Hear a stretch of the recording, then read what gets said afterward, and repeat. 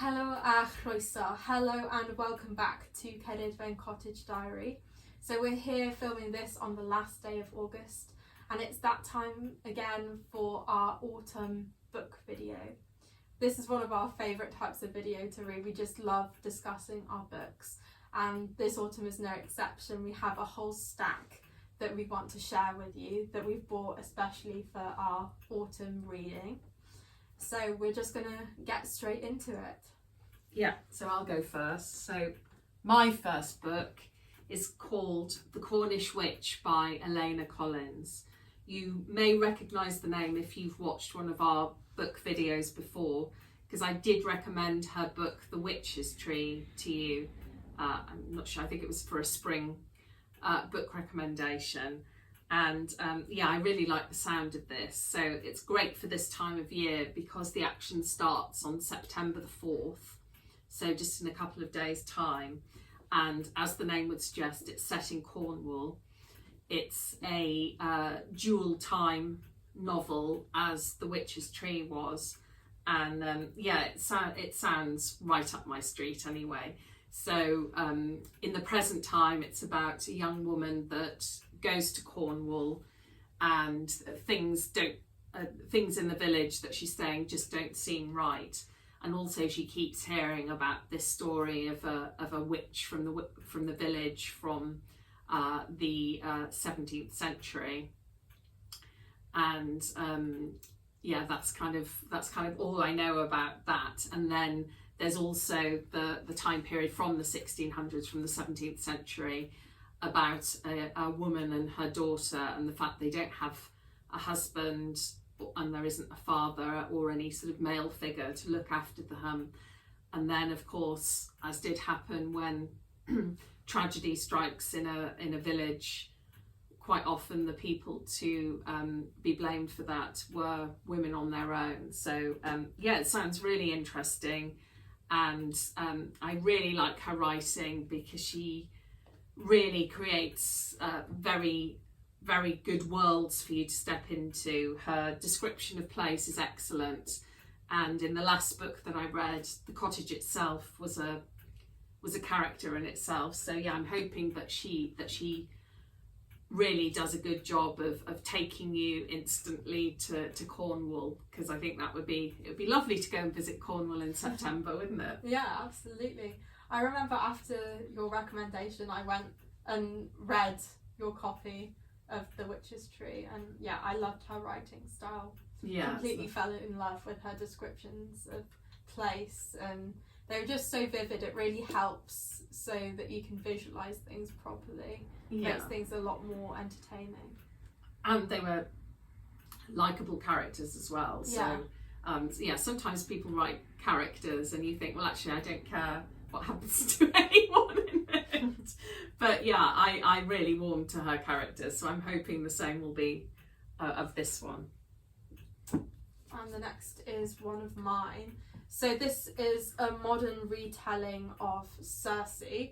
You've all probably seen, heard or read this, but for some reason that's Madeline Miller. But for some reason I haven't picked this up for ages and ages, even though I love Greek mythology, being part Greek myself, and especially the tales of Circe.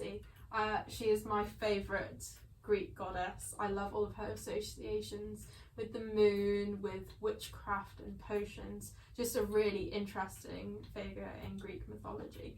So I'm really excited to see what Madeline Miller has done with this retelling. And she's also a much maligned goddess, so it would be interesting to see what twist, if any, Madeline Miller brings to it, because I think she always has a slight feminist slant, doesn't she, to her retellings. So I'll be interested to see what she makes of Circe. Yeah, Circe being a bit of an outcast. Yes. Yeah. No, I'm really excited. I finally got my hands on a copy, and it's an absolutely beautiful book. Yeah.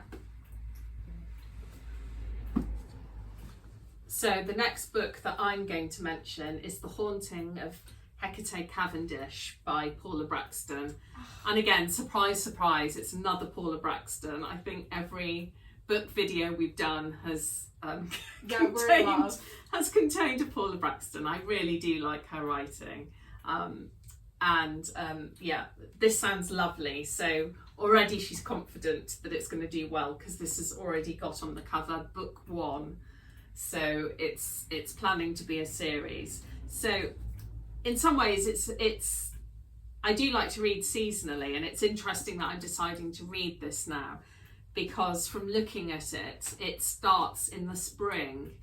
But the reason that I feel that it's more of an autumn read, and I'm surprised that she didn't think that given what it's about, is because it's set in Victorian times in Herefordshire, which is a really beautiful, very old city on the Welsh-English border, has a lot of history, it's beautiful. And so it's Victorian times, tick. That makes me instantly, for some reason, think autumn, winter. I don't know. Also, she is a librarian. So she's a librarian in the very ancient magical library at Hereford Cathedral, which is an absolutely beautiful building, actually. So again, libraries make me instantly think, particularly with you having gone to Oxford University, back to school, university, library equals autumn to me. So it's just the way my brain associates certain words and certain topics, and the fact that there are ghosts in it. So yeah, for me, all of those things: Victorian, ghosts, libraries, old cathedrals, that just says autumn to me. So I'm going to ignore the fact that it's set in the spring, and I'm going to read it now. Yeah, I feel like most of her writing is either autumnal or wintry. Lots of it is set in really moody locations. Yes. And she writes magical realism, so they all have this beautiful fantasy slant to them. Yeah, exactly. So yeah, I'll be really interested to know whether this is as good as her other books, but I have high hopes for it. There we go. So the next book is one of mine, which is The Path of Thorns by A.G. Slatter. So this is one that you're actually giving to me as a birthday present. So I'm really excited to read this. It's not actually been my birthday yet, so I get a sneak peek to do this video. But it's following the story of a governess called Asha Todd, and she is really interested in herbalism and botany, and goes to live with the mysterious Morwood family as their governess. But it sounds like she has lots of dark secrets of her own, and she's plotting some kind of revenge on the family. And the just quote on the front is a delightfully sinister fairy tale, so I think it's going to be absolutely perfect for this time of year. Right, what's next? One of our pieces of fluff. So this is A Dark and Secret Magic by Wallace Kinney, and apparently it's about a witch that lives in a cosy cottage, a secluded cosy cottage in the woodlands, and she goes out into the woods and gathers herbs for her apothecary. So kind of, you know, our dream life basically. It starts off the week before Halloween, and the writer, to be fair, she is unapologetic about the fact that it is meant to just be pure cozy. It's not meant to be highbrow, it's just meant to be cozy, and essentially she said it's a love letter to those people that drink pumpkin spice lattes in August, and it's basically a love letter to autumn and to Halloween in America. So yeah, I don't have high hopes that it's going to change my life or change my perspective on life, or you know, that it's going to be so unbelievably well written that I'm blown away. But I think it will do what I bought it for, and that is to immerse me in all the lovely things about autumn, all the coziness about autumn. I mean, again, it's got a cottage in the woods, it's got a herbalist, there's a bit of romance, I think. I'm getting that feeling. It's set in America the week before Halloween, so I'm hoping there's going to be lots of nature descriptions as well about the scenery in the States in the autumn, and hopefully lots of descriptions of the cottage and woodland and things like that. That's what I want to get out of this book. Yeah. If it has all those things, then I will be happy. Yeah. It will do what I want it to do. For me, what it sounds like is if Hallmark movies made practical magic. Yeah, possibly. That's what I'm getting from this. Oh no, God forbid that Hallmark would get their hands on practical magic. No. But yes, if you are also longing for a book that does those things, I think that we may have found it, friends. I always have to have some bit of tact. I must admit though, those of you that have got a good memory, or maybe have rewatched last year's, The X-Hex. Oh, it was really bad. Yeah, I mean, it was. Was it worth like the £2 you paid for it? It just wasn't my cup of tea, really. I didn't find it that cosy. I think that was the problem. As long as it's cozy, you'll give them your money. Yes, yeah. Then it's worth it if it really sort of evokes a feeling, a cozy feeling. It didn't even really do that. It wasn't actually terrible. It just wasn't what I wanted. It just wasn't my cup of tea, really. So as soon as I read it, it went to the charity shop. So, but somebody else might have bought it and loved it. So that's great. Some of these people might have bought it and loved it. Yeah, let us know if you bought it and loved it. No judgment here, friends. No judgment. If it, If it gives I was you about joy. to sing a song that I couldn't sing then. If it makes you happy, it can't be that bad. You know which one I mean. Anyway, moving swiftly on before we get some sort of copyright slammed on us. The next one is Emily Wilde's Map of the Other Worlds by Heather Fawcett. Now, again, I mentioned Heather Fawcett's first book in this trilogy. What was it called? Encyclopedia of Fairies, wasn't it? I mentioned that in the May book discussion, if you remember. And I'm so sorry that I can't remember who it was, but thank you so much for letting me know, because I hadn't realised that actually the next two are already out. So this is the second in the trilogy. And this one, again, seems very suited to this time of year. So the first page is like a diary entry for the main protagonist, Emily Wilde, and it's dated September the 14th, 1909, I think, or 1919, 1900 and something. Anyway, I can't remember offhand. So that immediately says, okay, this is a good time to read it. And so yes, as I say, it's following on from the last book, if you've read that. So I don't think really it would be a good standalone book, because it's very much supposed to be read after that. Otherwise you wouldn't really understand what's happening with the characters. But a brief sort of recap. So she works at Cambridge University and she does research. So there's like a fairy research department. So it's in a sort of alternate reality, I suppose. So it's still our world, but it's an alternate reality where everyone just knows that there are fairies and things.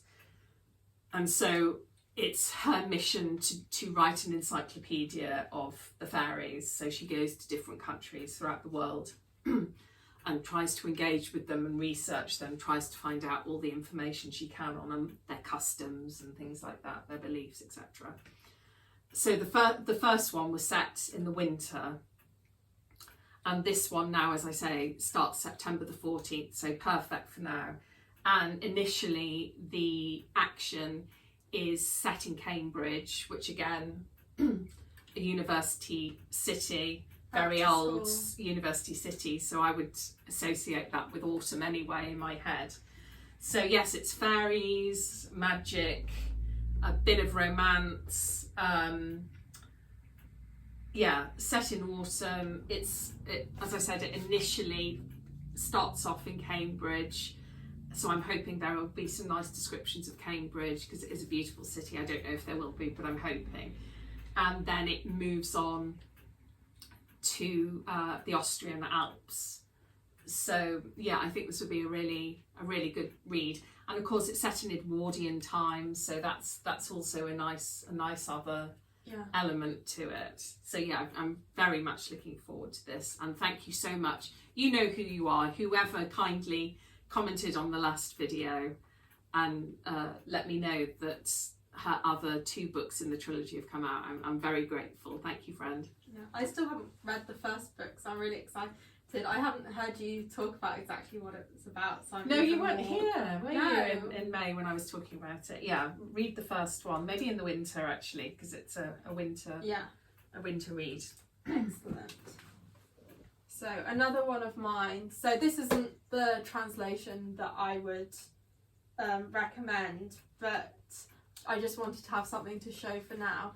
So I'm really on a little bit of a mythology role at the minute, and I'm really enjoying researching the Mabinogion, which is So yeah, this is the this is Mabinogi, the or the Mabinogion. Mabinogi. or the Mabinogi, which is a collection of Welsh mythology, just detailing the different mythologies of Wales and the Welsh people. And I'm really hoping that I can get my hands on a Welsh copy of the Mabinogion at some point.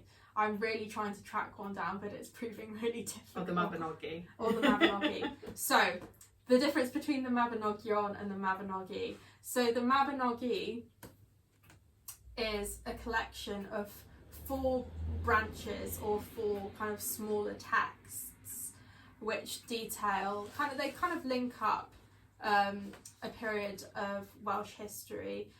People think somewhere between, I think people say like the 5th century maybe, But they were written down But they were because written- obviously all of the Celtic culture was an oral tradition, and these were not set down in writing till the medieval period, were they? Yeah. So they've got a Christian sort of overtone to them, haven't but they? underneath it's kind of more like pagan and just essentially chronicling the history, depending on who you ask, either figuratively or metaphorically detailing the history of this really interesting period in Welsh history. So yeah, I'm really interested in this. I was taught bits and bobs from these books as a child, so we were taught about them in school, but obviously those were children's abridged versions that I read, so I really want to kind of read it as an adult and read the actual texts, or as close to them as I can get. And then translate it yourself, And then isn't it? translate But it there is a yourself. really good English language translation by Sioned Davis, if you are interested in getting it. That's not the one we've got, because I've had that one for donkey's years before Sioned Davis wrote her translation. Briefly mentioning the difference between the Mabinogi and the Mabinogion. Do you want to talk So- about that a sec? Essentially, when they were initially translating the Mabinogion, so when they were initially translating it, there was a spelling error or like a typo in the original manuscript, and like there are lots of theories for why this is, but anyway, there was a mistake, and so the Mabinogion, which is the text that I'm referring to, was then known as the Mabinogion, whereas actually what it should be known as is the Mabinogi.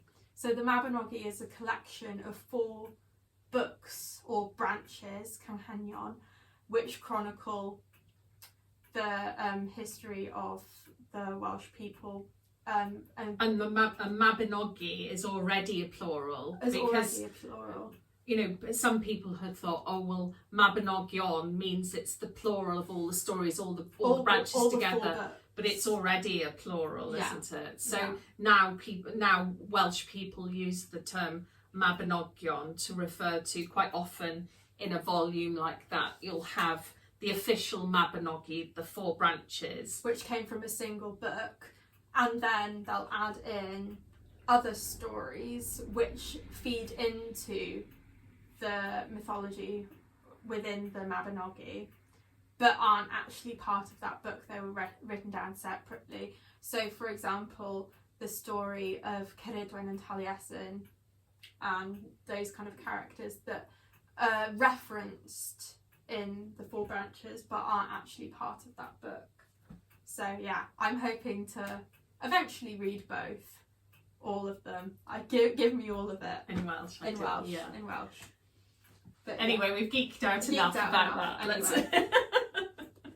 Let's bring you back down to earth with a bump. So this is The Blackthorn Branch by Ellen Caldicott, and this is a children's book for a slightly older child. I wouldn't say a very young child, and the reviews are very, very good. I've started reading it, but I haven't got very far.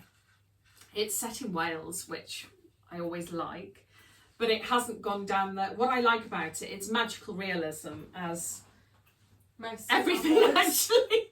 Everything that we've recommended is, funnily enough, because that's our favourite genre.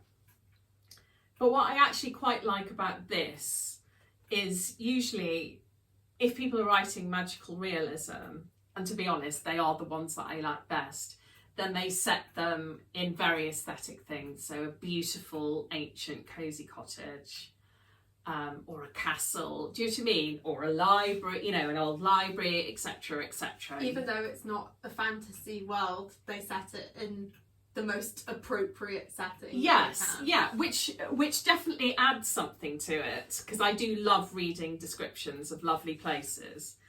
But what I actually really like about this, and almost makes the magic even stronger and more exciting, is this is set in Wales, but not in, as I said, not in an aesthetic place. It's in a little village, but it's basically, so far anyway, it's just on a housing estate. So they live on a scruffy housing estate. And basically the summary is that it seems to revolve mainly around a little girl and her cousin Sian. And the older brother of Cassandra has started behaving very, very oddly. I mean, he is kind of, a teenager, but he started behaving very out of character. And then one day he goes missing, and the parents are thinking, oh, he's probably run away because he'd started being, really angsty, angry teenager. But the 2 little girl cousins have been witnessing things that make them think, actually, there's something more going on here. And also the 9, the grandmother, it looks like, from what I've read so far, that she's kind of got an inkling that there's something more going on. And from what I've read from reviews, they've said that it takes a real deep dive into Welsh mythology, and it's about the Tylwyth Teg, or the fairies. So I don't know what it is. There's something even more poignant, I think, when you suddenly have, in a very ordinary, scruffy, normal, mundane setting, something then that sort of, you suddenly start sort of questioning reality and things. I really like that. So I do have high hopes for this. Ooh. Yeah. I do like dipping back into children's literature once in a while. Yeah, I love children's literature. Yeah, and it is a good one. We'll just let Mabon have their say. Yeah. Thank you, Mabon. Thank you, Mabon. Okay. Okay, back to it. Right, now this is not even a book, but I wanted to mention it because it's really cute.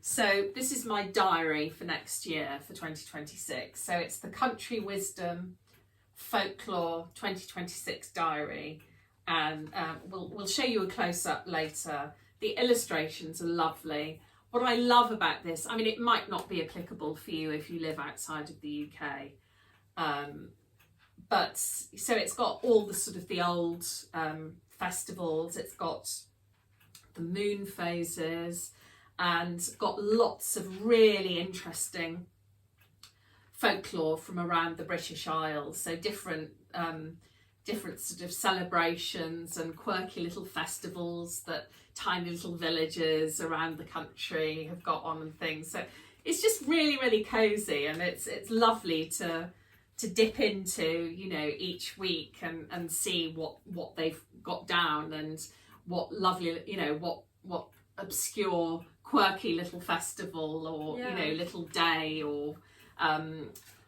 bit of folklore, or a little recipe from a certain part of the British Isles they've got. So I really, really like it, and it's, you know, it's made from recycled paper. It's just lovely. It's an absolute joy. They also gave me a little postcard, which we will also show you, with the Wheel of the Year on, which is beautiful. So yeah, if you're after a diary, and particularly if you're in the UK, then I would recommend these. They're so cute. You've made me want one now. Oh really yeah, they're really cute. And then we were just going to quickly, are we mentioning both a few of the films, or just the one? I think we'll mention both of them as well. Okay, do you want to? Because I've talked a lot.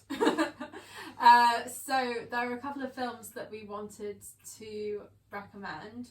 So the first of them is... Well, we don't actually know if we can recommend them, to be fair. We're planning on watching them. We're really excited about them. Oh, so I don't know if I can. This one has been out for quite a while, and it is Mary Shelley. I know that there is a new adaptation of Frankenstein also coming out in cinemas this autumn. But yeah, we're really excited to watch Mary Shelley, which has been Who's out in for a that? while.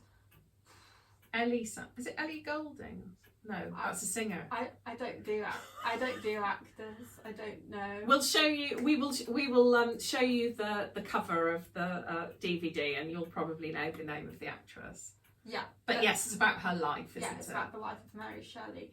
From the trailer that we watched, it looks really good and atmospheric. So I have high hopes. I hope that my expectations are met, because they are quite high. The aesthetics look amazing, of course. And Mary Shelley was such an interesting character, and of course her mum was really interesting. And the second, I've forgotten the name of the second film. The Rabbit Trap. The Rabbit Trap. So that's coming out in cinemas in the UK September the 12th. I don't know if I can watch it. I think we've got to. It looks scary. It looks good, but I really don't do scary. I really struggle with proper horror. So this is folk horror, which is this new genre which draws me in, because I love folklore and folk tales and things. So that's really drawn me in. And it's produced by is it Spectre, I think it's called, Elijah Wood's production company, I think. So Elijah Wood was the actor that played Frodo Baggins in Lord of the Rings. So yeah, his company have made this film called The Rabbit Trap, and what looks amazing about it, it's set in Wales, and it's a